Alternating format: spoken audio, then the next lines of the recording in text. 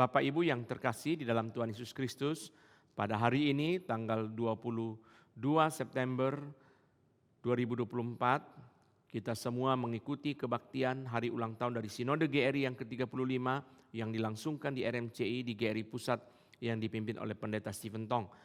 Kita tidak memiliki kebaktian secara online, kita juga tidak memiliki kebaktian di cabang-cabang Jabodetabek. Kita berkumpul seluruhnya di RMCI dan cabang-cabang di luar Jabodetabek mengikuti kebaktian secara online di gereja masing-masing, yaitu mengikuti siaran langsung dari Jakarta. Kita mengucap syukur kepada Tuhan, tahun ini adalah ulang tahun yang ke-35, sekaligus merupakan 40 tahun dari perjalanan Gerakan Reform Injili. Gerakan Reform Injili sudah berumur 40 tahun, dari sejak tahun 84 Pendeta Stephen Tong memulai Speak, sampai dengan tahun ini 2024 sudah 40 tahun. Alkitab mengatakan bahwa 40 tahun adalah satu generasi. Setelah 40 tahun berarti lewat satu generasi. Setelah orang Israel berjalan selama 40 tahun, lewat satu generasi memasuki tanah Kanaan, generasi yang kedua banyak yang sudah tidak mengenal Tuhan. Itu sebabnya tidak heran di dalam kitab Hakim-Hakim banyak yang tidak lagi mengalami pekerjaan Tuhan.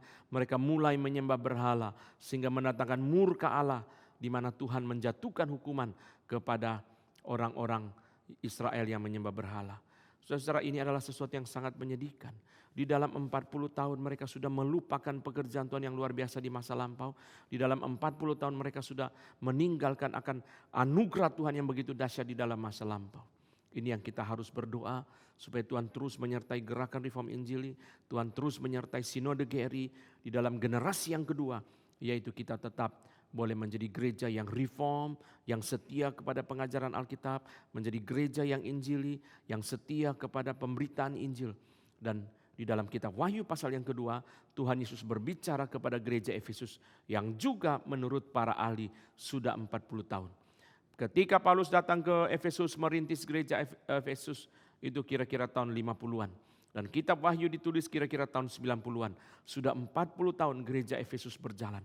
Kita bersyukur dan di mata Tuhan Yesus sendiri Tuhan masih memuji gereja Efesus. Ajarannya masih benar. Mereka mengkritik ajaran yang salah. Mereka mempunyai pelayanan yang begitu bersemangat dan berapi-api. Mereka rela berkorban khususnya dalam konteks penganiayaan. Secara doktrin, secara pelayanan, secara pengorbanan mereka masih sangat luar biasa. Tapi Tuhan Yesus berkata, kalian telah kehilangan kasih mula-mula. Aku mencela kalian. Betapa dalamnya kalian sudah jatuh. Kenapa? Karena kehilangan kasih mula-mula. Ini sesuatu yang sangat heran. Gereja Efesus tidak jatuh dalam perzinahan, tidak jatuh di dalam ajaran sesat, tidak jatuh di dalam perpecahan, tidak jatuh di dalam korupsi keuangan. Tapi Yesus berkata, betapa dalamnya kamu sudah jatuh. Ini adalah sesuatu yang mengingatkan kita betapa pentingnya kasih mula-mula. Apa sih sebenarnya kasih mula-mula itu? Kasih mula-mula itu adalah kasih ketika orang itu percaya kepada Tuhan Yesus sebagai Tuhan dan Juru Selamat. Itu kasih yang pertama. Itulah kasih mula-mula. Kasih ketika dia sadar bahwa dia orang berdosa. Ketika dia sadar bahwa Tuhan begitu mencintai dia. Ketika dia sadar bahwa betapa anugerah Tuhan itu luar biasa melepaskan dia dari dosa dan melepaskan dia dari hukuman neraka. Itu adalah kasih mula-mula. Setelah 40 tahun, kasih mula-mula itu sudah hilang. Jangankan 40 tahun. Setelah kita percaya Tuhan Yesus berapa tahun, 10 tahun, 15 tahun saja. Kadang-kadang kasih kita sudah dingin. Tidak lagi semangat baca Alkitab seperti dulu. Tidak lagi semangat menginjili seperti dulu. Tidak lagi semangat beribadah seperti dulu. Tidak semangat melayani seperti dulu. Maka di sini kita harus berdoa. Tuhan, Gerakan Reform Injili sekarang memasuki generasi yang kedua. Apa tugas kami yang harus kami kerjakan? Secara teologi kita harus tetap setia kepada teologi reform yang Tuhan berikan kepada kita melalui Pendeta Stephen Tong, melalui sebenarnya bukan hanya Pak Tong tapi dari John Calvin memelopori, bahkan John Calvin pun mengambil sebagian pemikiran dari Agustinus, dari John Calvin, para teolog terus sampai dengan zaman ini. Teologi gereja reform betul-betul pertama-tama setia dan konsisten kepada Alkitab sebagai firman Allah. Itu adalah semangat reform. Sola Scriptura yang konsisten. Alkitab firman Allah betul-betul setia. Saya diminta oleh Pendeta Stephen Tong ikut mereview buku Institutes yang akan segera dijual, yaitu buku terjemahan dari John Calvin, buku yang di dalam bahasa Indonesia itu 1500 halaman.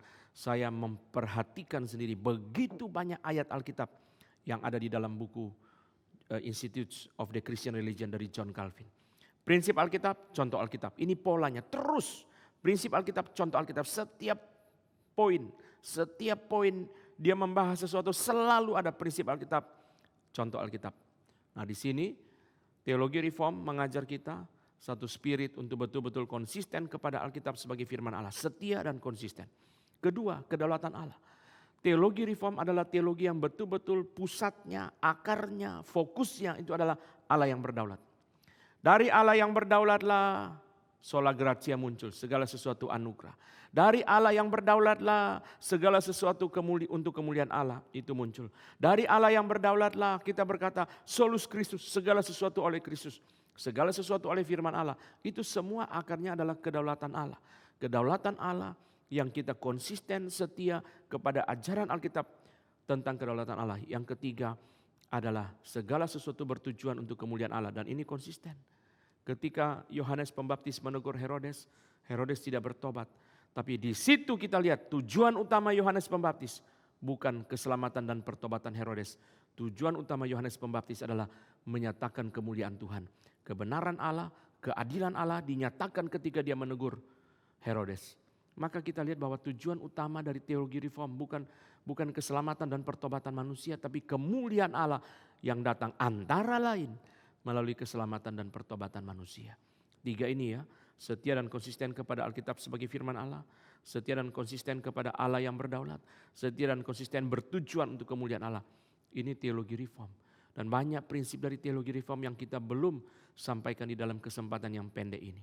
Tapi setelah 40 tahun, ini menjadi satu seruan untuk terus membawa lebih banyak orang Kristen kembali kepada teologi reform. Bukan hanya demikian, juga penginjilan. Pendeta Stephen Tong menerima visi yaitu api penginjilan. Yang disebut dengan gerakan itu adalah suatu arus, suatu api rohani. Patong sendiri juga pakai api atau semangat rohani. Itu namanya gerakan. Harus terus memberitakan Injil dan bukan hanya terus memberitakan Injil, mendorong orang untuk memberitakan Injil karena itulah isi hati Tuhan. Itulah perintah Tuhan Yesus yang harus dijalankan di dalam gereja, melalui gereja dan orang percaya. Tugas kita adalah memberitakan Injil. Kita boleh terus bergerak untuk memberitakan Injil. Tugas kita bukan hanya mengajar teologi reform di dalam gereja, tapi kita boleh terus mempengaruhi semakin banyak orang untuk boleh mengenal ajaran yang benar yang setia kepada Alkitab, yaitu teologi reform. Itu gerakan. Gerakan berarti saya memperoleh teologi reform, saya mengajak orang lain juga mengenal teologi reform. Gerakan berarti saya setelah memperoleh Injil dan diselamatkan, tugas saya adalah sekarang bergerak untuk memberitakan Injil kepada orang lain. Bahkan bergerak untuk mempengaruhi orang lain untuk memberitakan Injil. Kita berdoa supaya kiranya bukan hanya gereja-gereja reform Injili yang setia kepada teologi reform dan api penginjilan, tapi juga boleh mengajak gereja-gereja Tuhan dan orang-orang percaya di mana-mana tempat untuk boleh maju dan berjuang bagi firman Tuhan yang setia, pemberitaan firman Tuhan yang setia, dan pemberitaan Injil. Kita berdoa supaya setelah 40 tahun, kita tetap ingat akan anugerah Tuhan seperti dari permulaan, seperti orang Israel. Jangan seperti orang Israel yang lupa akan anugerah Tuhan, yaitu Tuhan melepaskan mereka dari perbudakan Mesir. Setelah 40 tahun, biarlah kita tetap disegarkan oleh kasih mula-mula. Jangan seperti gereja Efesus yang kehilangan kasih mula-mula. Kita mau terus bernyala-nyala di dalam api, dalam visi, setia kepada Alkitab, menghormati Allah yang berdaulat, bertujuan bagi kemuliaan Allah, dan bergiat dalam penginjilan. Kiranya Tuhan berbelas kasihan bagi seluruh cabang gereja Reform Injili Indonesia, bagi seluruh sinode, bagi seluruh pelayanan gerakan Reform Injili, kiranya Tuhan yang terus menyertai. Selamat kepada sinode GRI atas ulang tahun yang ke-35, dan Tuhan terus menyertai seluruh cabang GRI di dalam perjuangan untuk kemuliaan Allah. Soli Deo Gloria, segala hormat bagi kemuliaan Allah. Tuhan memberkati.